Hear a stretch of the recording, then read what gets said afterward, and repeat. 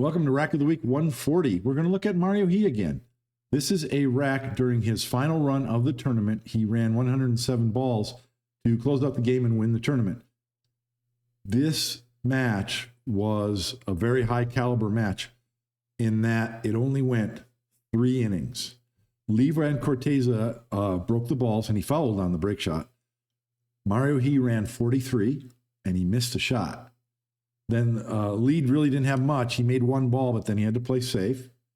Mario returned the safety. 3rd inning, Lee ran 48 balls and missed a shot. And then Mario He ran 107 and out. And I mentioned this last week, but this is more of the type of match you're going to see amongst top pros. You don't get many chances. It's not like you're on your home table trying to run a lot of balls and you miss a shot. Well, you just rack them up and keep going. That's not going to teach you, ultimately in the long run, that's not going to teach you to play really good straight pool. Because when you're in a match against another player, you aren't going to get a lot of good. First of all, you're not going to get a good quantity of opportunities. And any opportunities you get are likely to be difficult. You might get a really tough shot at the end of a safety battle, and you got to make it. You got to go for it. If you make it, you get to keep shooting. If you miss, your opponent shoots. So this is a really good example of a high caliber match between these two players. This rack is the first full rack of his 107 ball run. I'm going to put a link in the description to Onsite Pool. You can go there. It's like $20. You can get a pass to watch every single match of the straight pool tournament if you want. Check out this match. It's a great run. I think Mario had more runs over 100 balls than anyone else in the tournament. But this match exemplifies rule number 1, do not miss. Make it count. And so we're going to see Mario put a lot of work, a lot of effort into the beginning of this rack.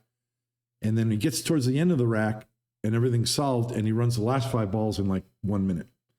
And so I think there's some really good lessons there. Let's get into the rack. So here we go. Mario, he has a high break ball, very high and outside. So this is just, I think, a lot of follow. He wants to hit the top balls of the rack and probably bounce off. Well, yeah, so he skipped off the top of the rack instead of hitting those a little bit fuller. And the result, at first glance, looks okay, but wait a minute, there's no shot. I'm going to let this play at normal speed. I'm not going to pause it because I know that Mario takes quite a bit of time. The video is playing right now. He was just standing there looking. I haven't paused it.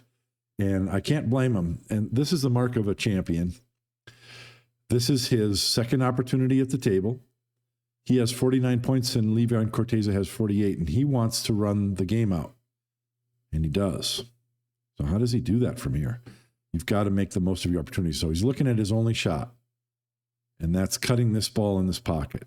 That is a super wafer thin cut shot. Possibly you've got to use some right English in order to throw the ball in. Now he walked over to the other side of the table and he's looking at it. So he's evaluating his opportunities. You saw him get down and kind of, do some warm up strokes at this shot. He was just feeling it out. How comfortable am I with this shot? He's looking for something else. He's looking for a combination, maybe here, or does this combination go?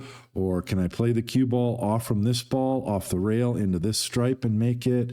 I mean, there's possibilities here. He's also looking at, how about a safety? What if I hit the side of this ball that's going to knock it this way and then bring the cue ball all the way up here? So this is the second time. I don't think he shoots it yet. Maybe he does. Nope. See, he's still feeling it out.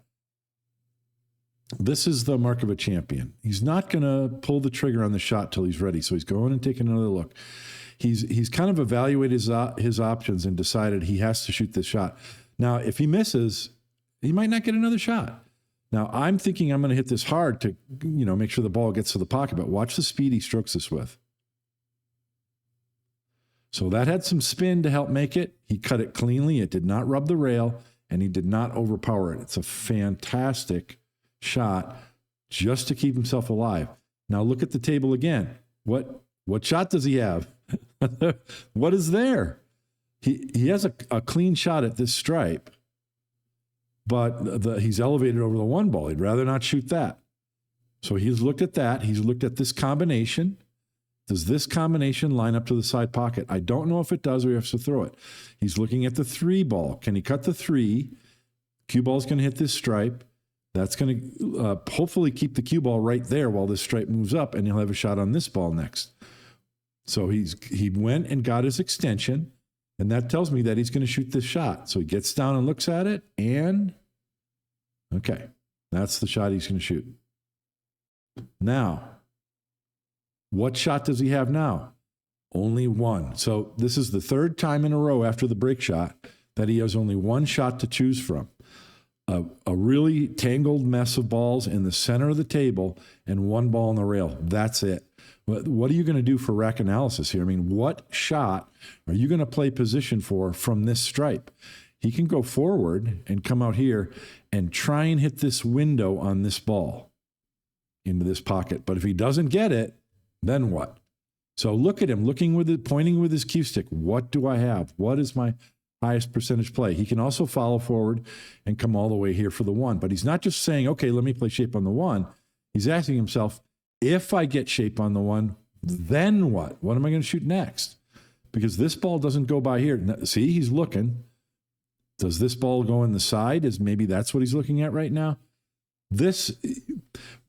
There are times when the next sequence of shots is obvious and you can just flow from one shot to the next. Mario recognizes this isn't one of those times.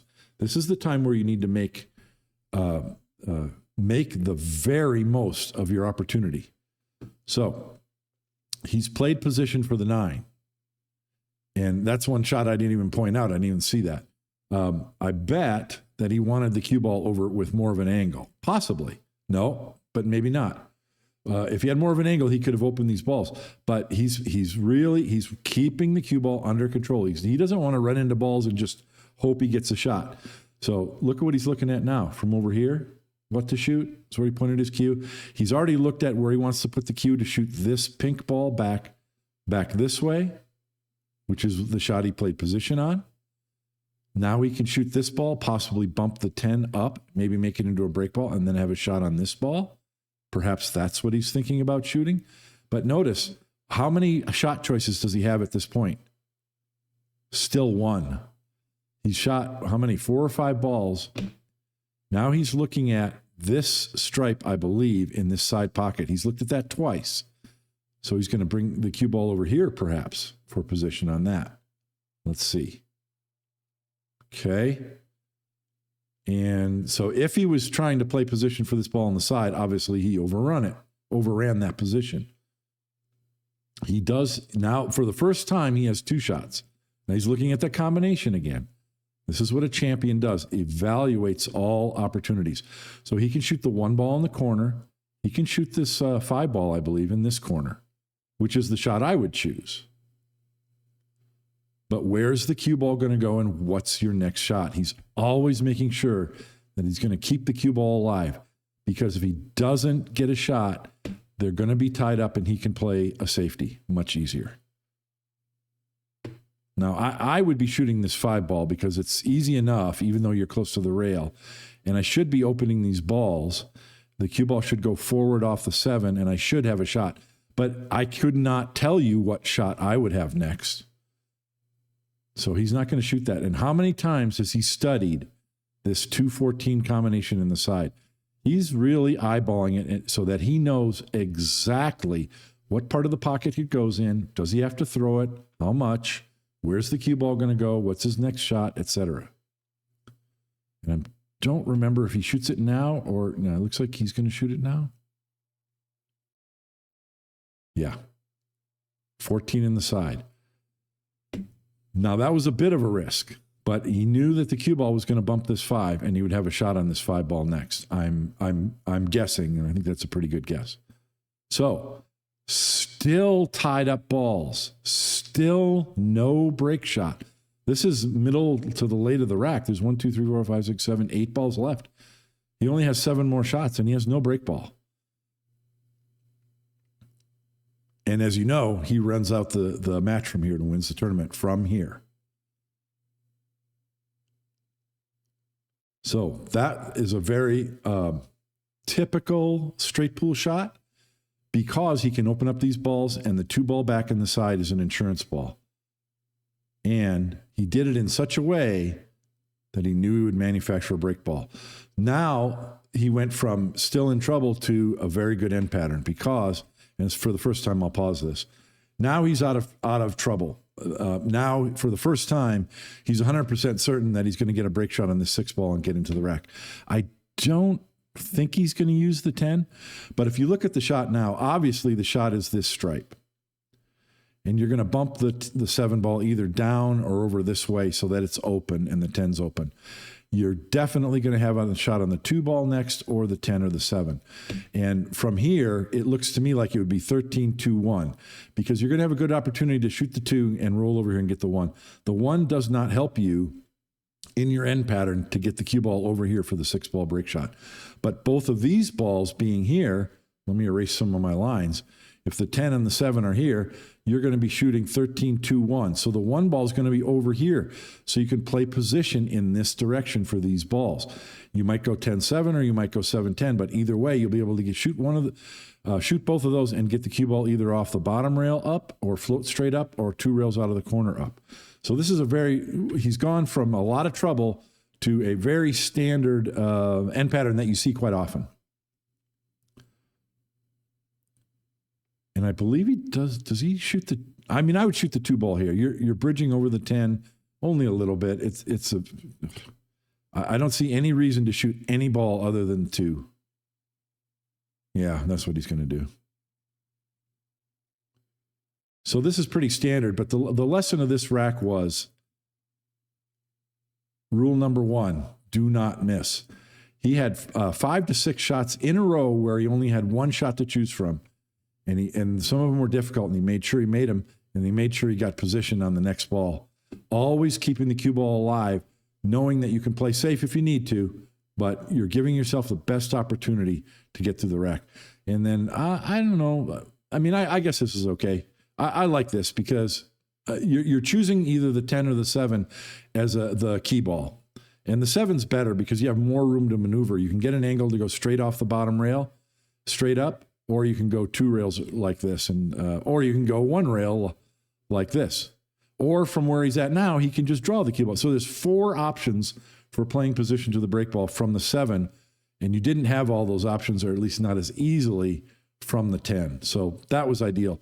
I love the fact that it was a textbook ending, but the beginning of the rack, it didn't look that promising, did it? That's the mark of a champion. Rule number 1, don't miss. He took a lot of time with that very first shot where he had to cut that stripe backwards.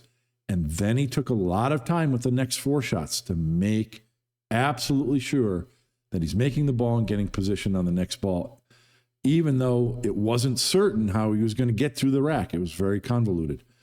Now, this break ball, if you go watch the stream, I recommend Straight Pool Fanatics. Go to Onsite Pool. I'll put the link in the description. I think it's $20 and you can watch every match from the tournament.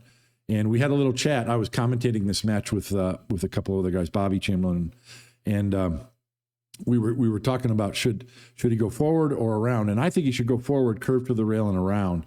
And Bobby Chamberlain, I think, was saying stun it like this. Nope, that must have been a different rack, but oh boy.